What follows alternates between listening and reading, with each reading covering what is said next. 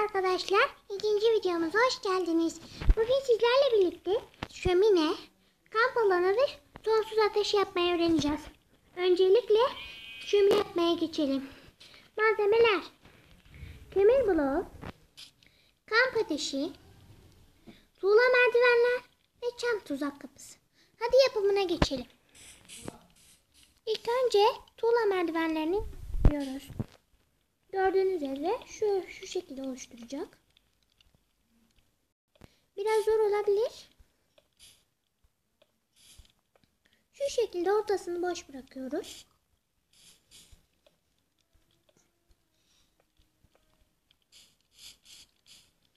Şimdi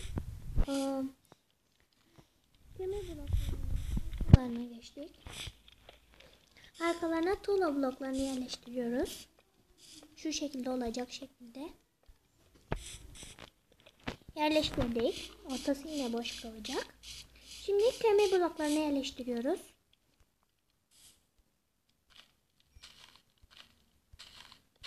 Şu şekilde 2 tane olacak şekilde.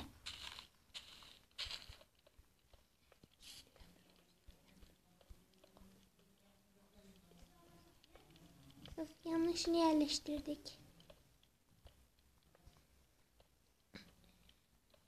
Şimdi kömür yerleştiriyoruz. Kömür böyledir. Obsidiyenle karıştırmayınız. Şimdi kamp ateşlerini yerleştiriyoruz. Şimdi arkalarına çam tuzak kapılarını yerleştiriyoruz.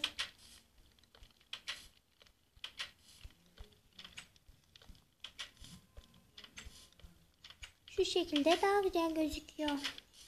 Kenarlarına birer olacak şekilde. Şömineniz hazır. İstediğiniz boyutta küçültebilirsiniz. Şimdi kamp alanı yapmaya geçiyoruz. Malzemeler: kamp ateşi, halı ve yatak. Şu şekilde olacak.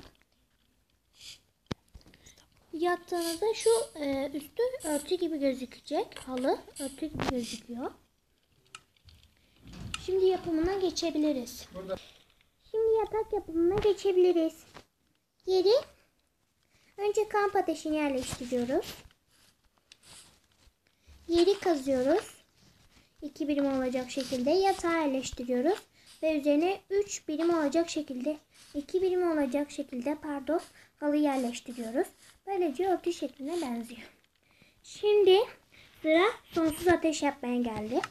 Sonsuz ateşi ister obsidiyen ister magma bloğuyla yapabilirsiniz. Yeri kazıyoruz bir blok olarak. Yanına obsidiyen yerleştiriyoruz. Ya da 2 hefe bağlı 3 yerleştirdik. Çakmak taşı, çakmak, sonsuz ateş.